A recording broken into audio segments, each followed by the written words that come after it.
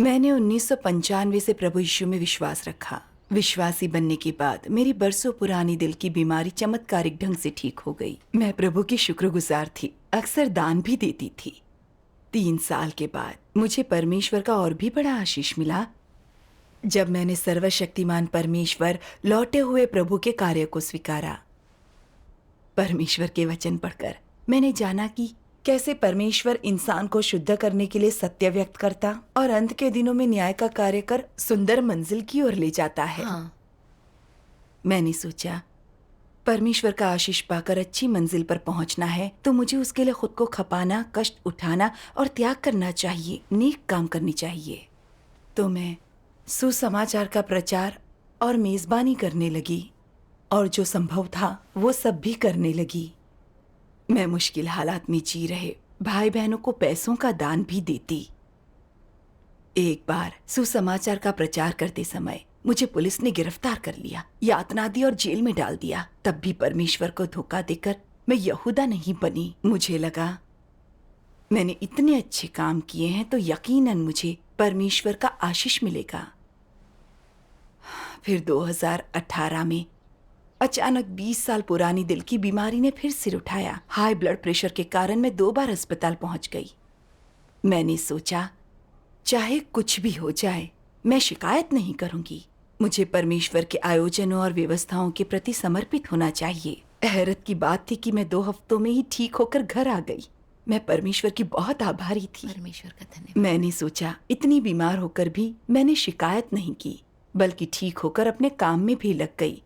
मैं परमेश्वर के प्रति सच में निष्ठावान और आज्ञाकारी हूं। फिर फरवरी 2019 में मेरी दिल की बीमारी और हाई ब्लड प्रेशर अचानक फिर उभरे। क्या इस बार मामला वाकई गंभीर था? हालत पहले से ज्यादा खराब थी। जल्द ही पता चला कि मुझे डायबिटीज भी है और भयंकर कमर दर्द भी था। मैं कुछ करने लायक नहीं बची थी। लेटे लेटे ही खाती थी। बाथरूम जाने के लिए भी बहू की मदद लेनी पड़ती थी। सारा दिन बिस्तर पर पड़ी रहती थी। इतनी भी ताकत नहीं बची थी कि कुछ बोल या पलक झपका पाऊं। एक रात मेरी हालत बिगड़ गई। सीने में बहुत दर्द होने लगा, मानो सांस लेते ही दम निकल जाएगा। वो दर्द आधे घंटे रहा। लगा किसी भी पल प्राण निकल सकते हैं।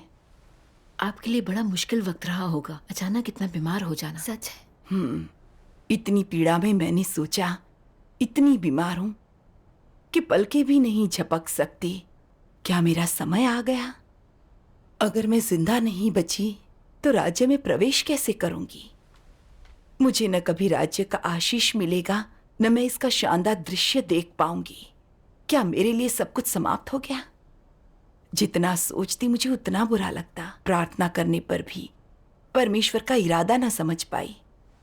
लगातार हो रहे बीमारी के दर्द ने मेरी जीने की इच्छा ही छीन ली। लेकिन मैं यह भी जानती थी कि परमेश्वर नहीं चाहता था कि मैं इस समय मरूं। समझ नहीं आ रहा था क्या करूं। मैं अनजाने में परमेश्वर से मांगने लगी, मैं कब ठीक होंगी? मेरी उम्र की सभी परिचित बहनें तंदुरुस्त हैं, लेकिन मैंने खुद को उनसे कम नहीं खपाया या मेरा योगदान कम नहीं है। मैंने परमेश्वर के लिए इतना कुछ दिया है। कंजूसी से खर्चा चलाकर जरूरतमंद भाई बहनों को दान दिया। मैंने अपना हर काम पूरी मुस्तैदी से किया है। जब मैं गिरफ्तार हुई, जेल गई और कष्ट उठाए, तो भी मैंने परमेश्वर को धोखा नहीं दिया। क्या मैंने पर्याप्त नेक कर्म नहीं किए? परमेश्वर मुझे आशीष देकर मेरी रक्षा क्यों नहीं करता? मुझे तंदुरुस्त क्यों नहीं बनाता? मैं शिकायतें करती मेरा मन कलुषित हो गया था। तो फिर आपका मन बदला कैसे? उसके बाद जब दिल का दर्द बढ़ गया तो मैंने परमेश्वर के सामने आकर प्रार्थना की। मैंने प्रार्थना में कहा, हे परमेश्वर, मेरी दिल की बीमारी और बढ़ गई है। मैं तेरा इरादा समझ नहीं पा रही, जान नहीं पा रही हूं कि इसे अनुभव कैसे करूं। प्रिय परमेश्वर, मैं तुझसे विद्रोह या तेरा विरोध नहीं करना चाहती। मुझे प्रबुद्ध कर राह दिखा कि मैं इस अनुभव से सीख सकूं।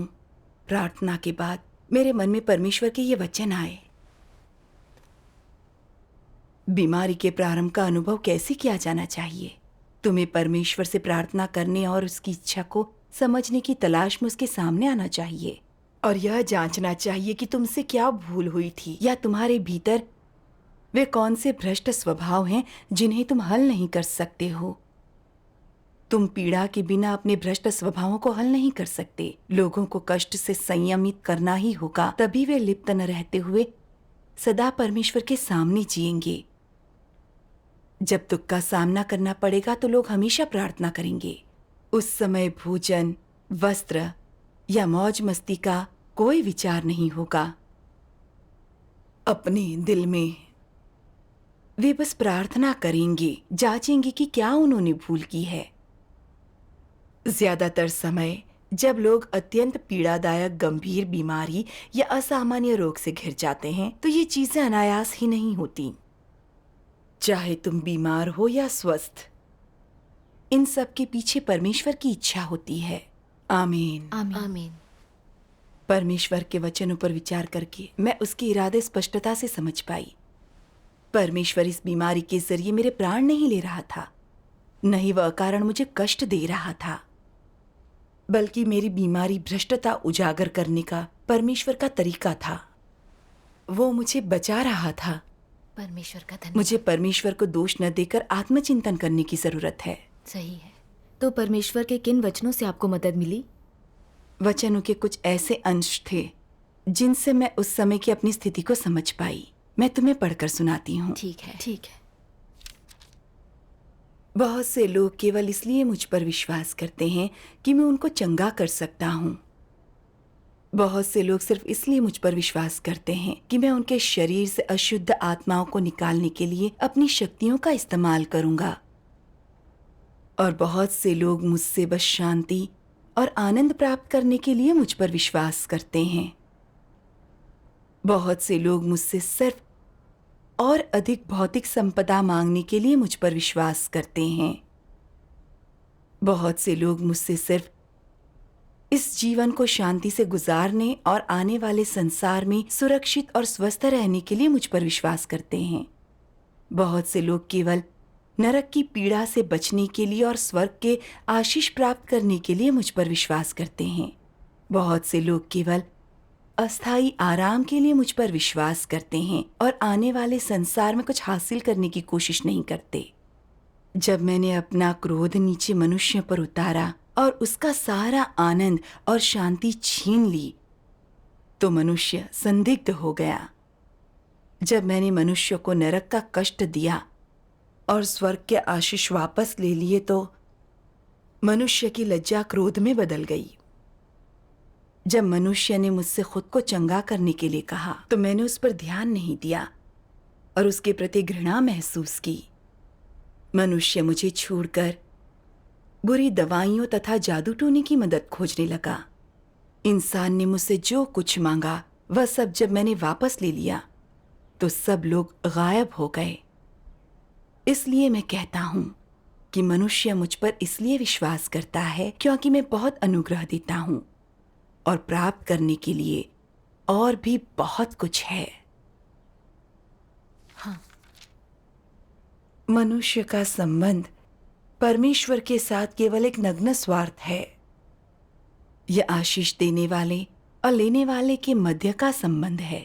स्पष्ट रूप से कहें तो यह कर्मचारी और नियोक्ता के मध्य के संबंध के समान है। कर्मचारी केवल नियोक्ता द्वारा दिए जाने वाले प्रतिफल प्राप्त करने के लिए कार्य करता है। इस प्रकार के संबंध में कोई स्नेह नहीं होता, केवल एक लेन देन होता है।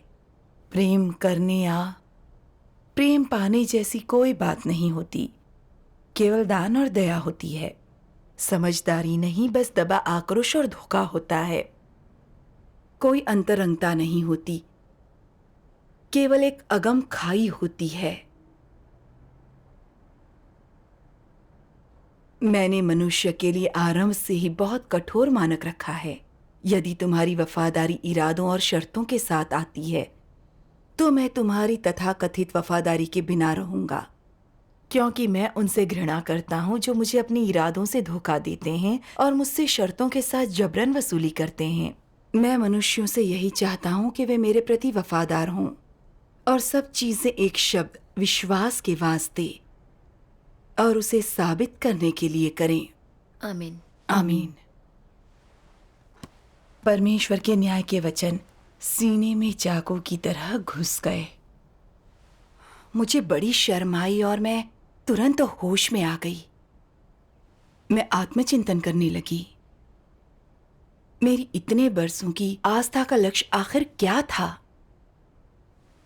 मैंने सोचा कि कैसे मैं विश्वासी बनकर मुश्किलों में पड़े भाई बहनों की मदद किया करती थी। कलीसिया का हर काम अपनी क्षमता के अनुसार किया करती थी।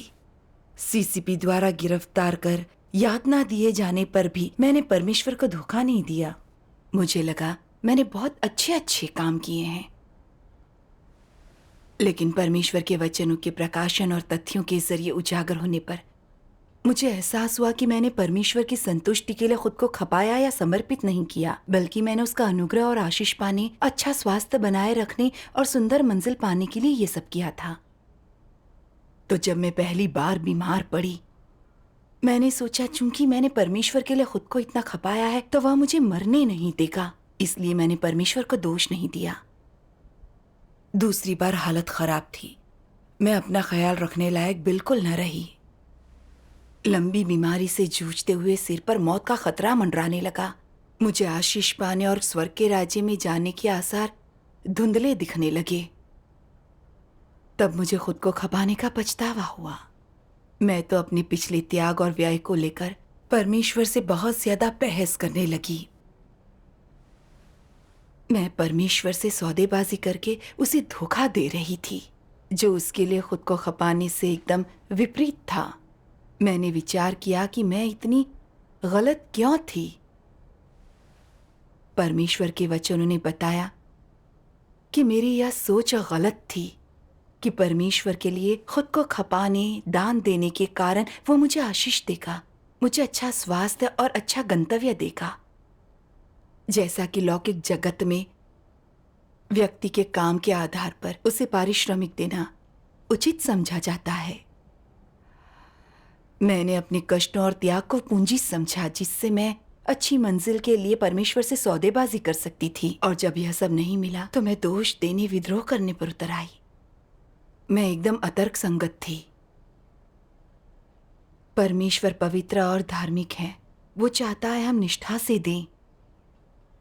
लेकिन मेरी घृणित मंशा परमेश्वर से सौदेबाजी करने की थी। मैं उससे कपट और उसका विरोध कर रही थी। अगर मैंने जल्द प्रायश्चित नहीं किया तो परमेश्वर घृणा करते हुए मुझे हटा देगा। हाँ, परमेश्वर का धन्यवाद। आपकी संगति मेरे लिए बहुत ही प्रबोधनकारी रही है। तो आपने अपनी स्थिति कैसे सुधारी? मैंने परमेश्वर से प्रार्थना की, उसके वचनों के जरिए समस्या की जड़ को समझने की कोशिश की। फिर मैंने परमेश्वर के वचनों के 2 अंश पढ़े। आइए ये वीडियो देखते हैं। सर्वशक्तिमान परमेश्वर कहते हैं, इससे पहले लोग किस आधार पर रहते थे? सभी लोग स्वयं के लिए जीते हैं। मैं तो बस अपने लिए सोचूंगा, बाकियों को शैतान ले जाए। ये मानव प्रकृति का निचोड़ है। लोग अपनी खातिर परमेश्वर पर विश्वास करते हैं, वे चीजों को त्यागते हैं, परमेश्वर के लिए स्वयं को खपाते हैं और परमेश्वर के प्रति वफादार रहते हैं। लेकिन फिर भी वे ये सब स्वयं के लिए करते हैं। संक्षेप में, ये सब स्वयं के लिए आशीर्वाद प्राप्त करने के उद्देश्य से किया जाता है। दुनिया में सब कुछ निजी लाभ के लिए होता है। परमेश्वर पर विश्वास करना आशीर्वाद प्राप्त करने के लिए है, और आशीर्वाद प्राप्त करने के लिए ही कोई व्यक्ति सब कुछ छोड़ देता है, और आशीर्वाद प्राप्त करने के लिए कोई व्यक्ति बहुत दुख का भी सामना कर सकता है। ये सब मनुष्य की भ्रष्ट प्रकृति का प्रयोग सिद्ध प्रमाण है। जहां तक इस बात का प्रश्न है कि शैतान का जहर क्या है, इसे वचनों के माध्यम से पूरी तरह से व्यक्त किया जा सकता है। उदाहरण के लिए, यदि तुम कुछ कुकर्मियों से पूछते हो कि वे उस तरह से क्यों करते हैं, तो वे जवाब देंगे, स्वर्ग उन लोगों को नष्ट कर देता है जो स्वयं के लिए नहीं हैं। ये अकेला वाक्यांश समस्या की जड़ को व्यक्त करता है। शैतान का तर्क लोगों का जीवन बन गया है। भले वे चीजों को इस या उस उद्देश्य से करें, वे इसे केवल अपने लिए ही कर रहे होते हैं। सब लोग सोचते हैं, चूंकि जीवन का नियम हर कोई बस अपना सोचे और बाकियों को शैतान ले जाए यही है, इसलिए उन्हें बस अपने लिए ही जीना चाहिए। एक अच्छा पद और जरूरत के खाने कपड़े हासिल करने के लिए अपनी पूरी ताकत लगा देनी चाहिए। स्वर्ग उन लोगों को नष्ट कर देता है जो स्वयं के लिए नहीं हैं। यही मनुष्य का जीवन और फलसफा है और इंसानी प्रकृति का भी प्रतिनिधित्व करता है।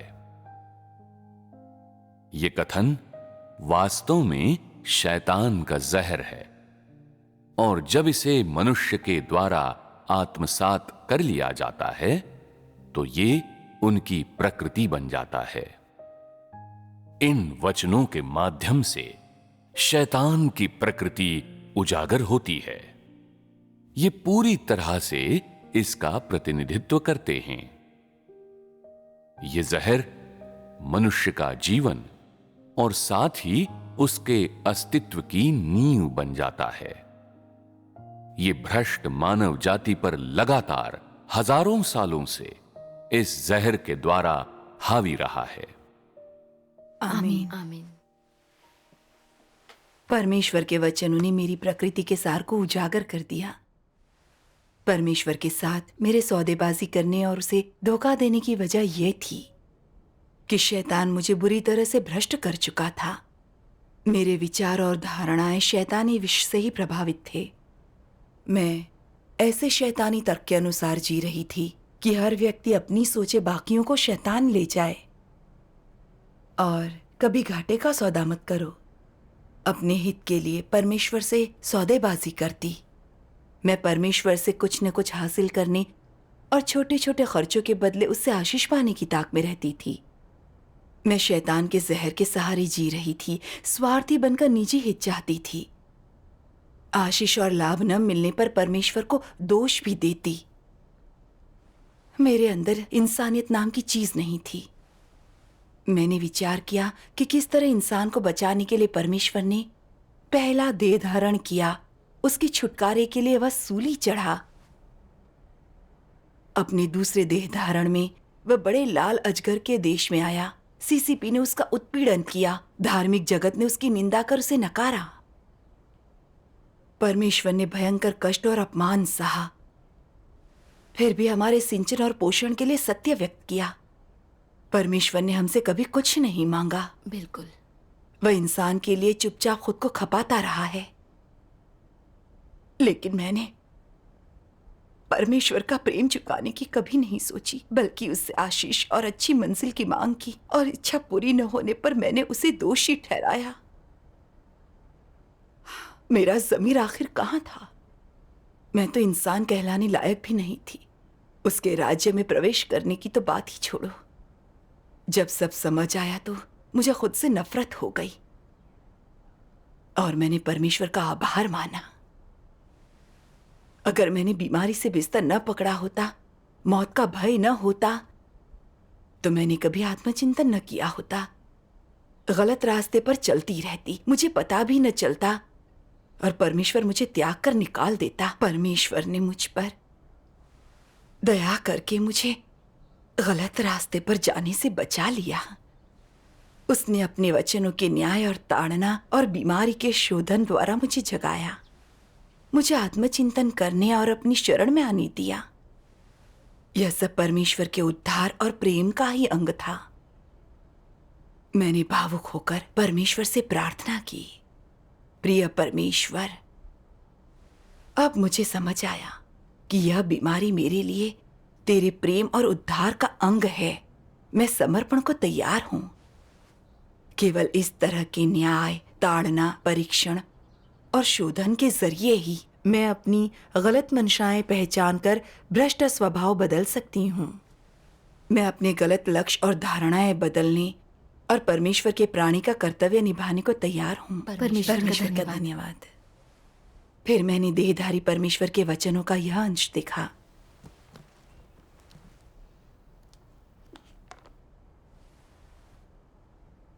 मनुष्य के कर्तव्य और वह धन्य है या शापित, इनके बीच कोई सहसंबंध नहीं है। कर्तव्य वह है जो मनुष्य के लिए पूरा करना आवश्यक है। यह उसकी स्वर्ग द्वारा प्रेषित वृत्ति है जो प्रतिफल, स्थितियों या कारणों पर निर्भर नहीं होनी चाहिए। केवल तभी कहा जा सकता है कि वह अपना कर्तव्य पूरा कर रहा है। न्याय द्वारा जब कोई पूर्ण बनाया जाता और आशीषों का आनंद लेता है तो यह धन्य होना है। ताड़ना और न्याय किए जाने के बाद भी किसी के स्वभाव का न बदलना शापित होना है। ऐसा तब होता है जब उसे पूर्ण नहीं बल्कि दंडित किया जाता है। लेकिन इस बात पर ध्यान दिए बिना कि उन्हें धन्य किया जाता है या शापित, सृजित प्राणियों को अपना कर्तव्य पूरा करना चाहिए। वह करते हुए जो उन्हें करना ही चाहिए और वह करते हुए जिसे करने में वे सक्षम हैं। यह न्यूनतम है जो व्यक्ति को करना चाहिए। ऐसे व्यक्ति को जो परमेश्वर की खोज करता है, न तो अपना कर्तव्य केवल आशीष के लिए करो और न ही शापित होने के भय इससे इनकार करो। मैं तुम लोगों को यह बात बता दूं, मनुष्य द्वारा अपने कर्तव्य का निर्वाह ऐसी चीज है जो उसे करनी ही चाहिए, और यदि वह अपना कर्तव्य करने में अक्षम है तो यह उसकी विद्रोहशीलता है। हाँ, आमीन। अब समझ गई हूं कि मैं एक सृजित प्राणी हूं। परमेश्वर के लिए भेंट देना और खुद को खपाना सही है, यह मेरा कर्तव्य है।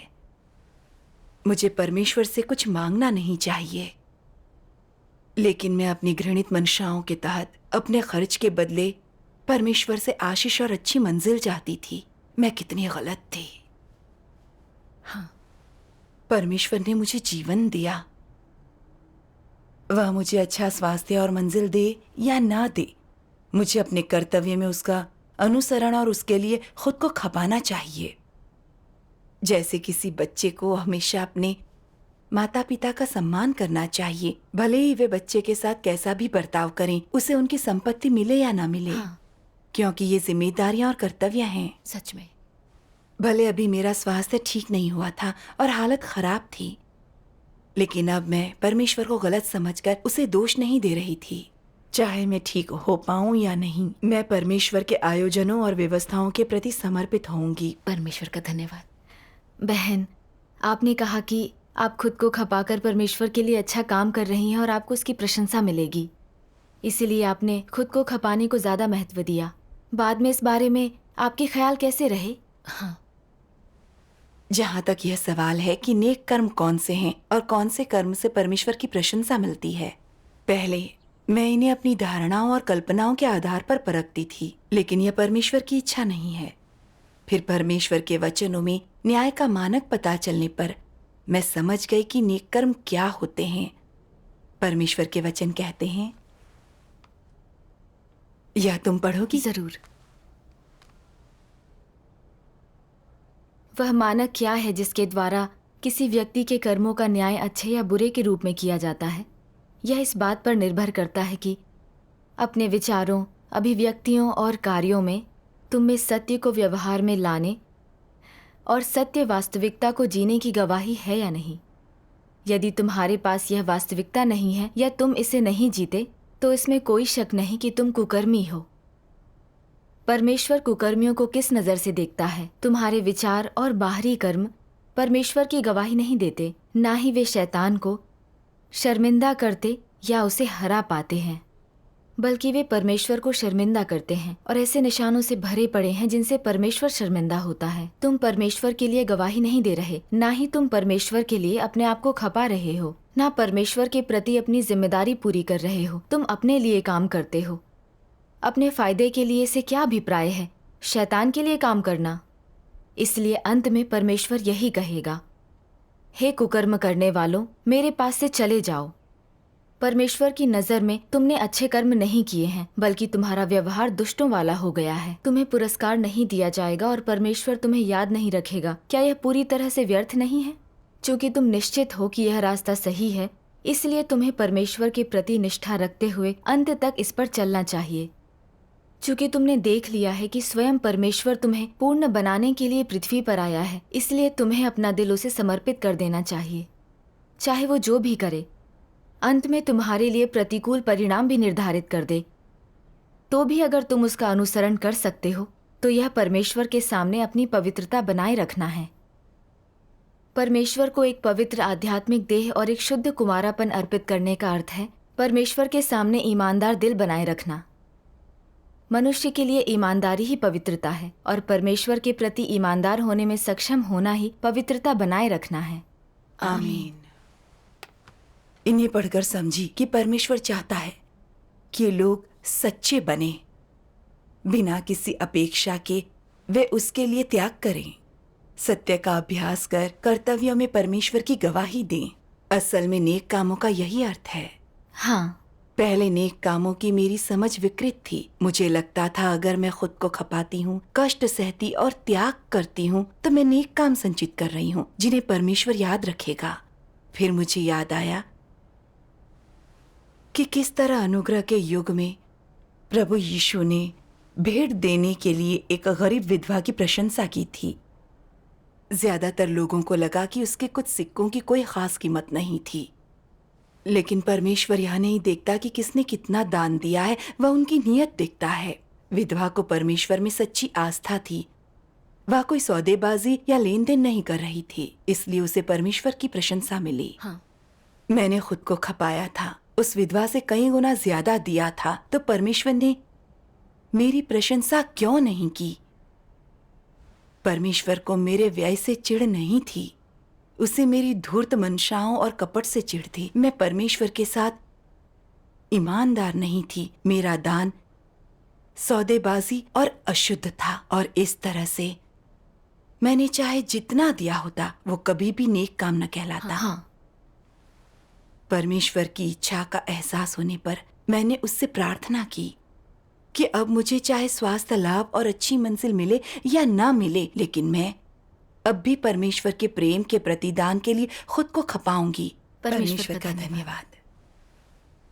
मेरा कमर दर्द और दिल की बीमारी बनी रही, लेकिन अब मैं परेशान नहीं थी और न ही अपनी ख्वाहिश और आशीषों के कब्जे में थी। मैं निरंतर परमेश्वर के वचनों को खा पी रही थी, सभाओं में जा रही थी और यथासंभव अपने कर्तव्य निभा रही थी। परमेश्वर का धन्यवाद, आपने बहुत हिम्मत से अपनी बीमारी झेली है, साथ ही सबक भी सीखे हैं। यह परमेश्वर का आशीष है। परमेश्वर का धन्यवाद। मुझे अंत के दिनों में परमेश्वर के कार्य को स्वीकारने का मौका और उसकी वाणी सुनने का सौभाग्य मिला है। उसने यह सब मेरे उत्कर्ष के लिए किया है। परमेश्वर के वचनों के न्याय से मैंने जाना कि शैतान ने मुझे भ्रष्ट कर इंसान कहलाने लायक नहीं छोड़ा। अब जाकर मैंने थोड़ा विवेक और परमेश्वर के प्रति आज्ञाकारिता पाई है।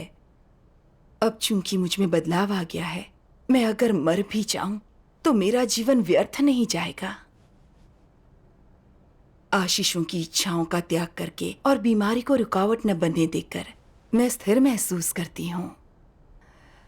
मैंने अपनी बीमारी का कोई इलाज नहीं कराया, अपने आप ही मेरी सेहत सुधरने लगी।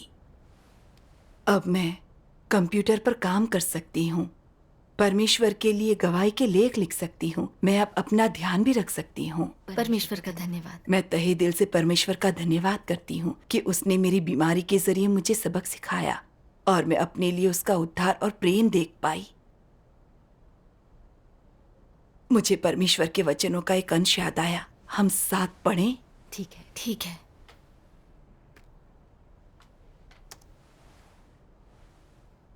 परमेश्वर में अपने विश्वास में लोग भविष्य के लिए आशीर्वाद पाने की खोज करते हैं।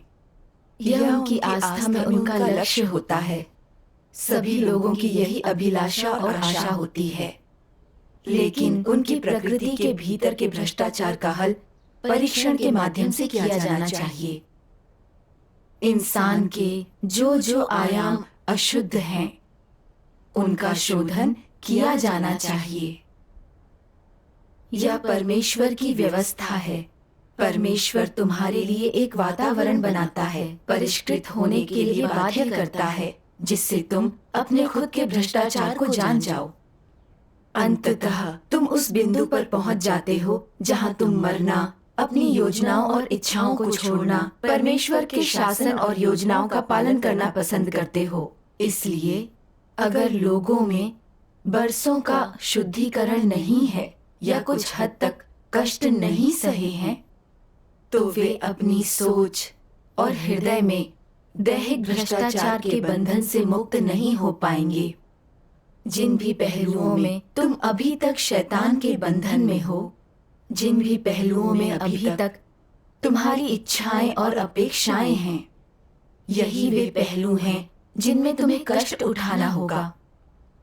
केवल दुख से ही सबक सीखा जा सकता है, जिसका अर्थ है सत्य पाने और परमेश्वर के इरादे को समझने में समर्थ होना। आमीन।